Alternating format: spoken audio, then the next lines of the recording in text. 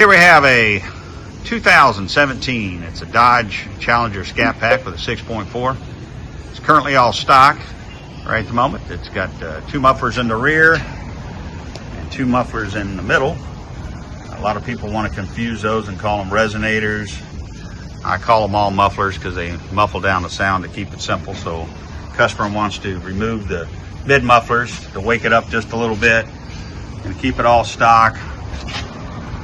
Keep the active exhaust valves intact. Should wake it up a little bit. We'll just do a little before sound. Most people know what they sound like stock. Let's see what it sounds like.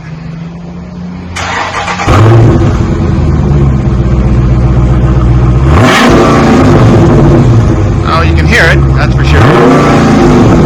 Doing the mid mufflers will definitely wake it up. We'll let you hear what that sounds like here. We'll get right back to you here. We get that up together. Okay, so we have installed the mid muffler delete pipes. Looks the same back here, as you can tell.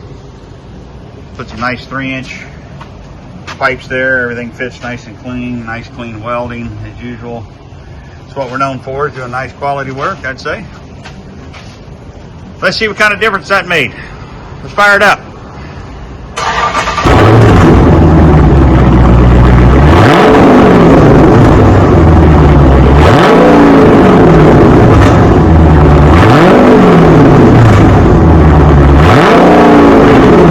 Definitely woke it up. Kind of blowing my eardrums out, but still got the rear mufflers to keep the light off of it a little bit. So some guys go all the way, take the backs off, but see some of our other videos, I put a nice race bullet there in the middle, take the rears off. I think it sounds a little better. It's just a little cheaper route. So to each his own, we say.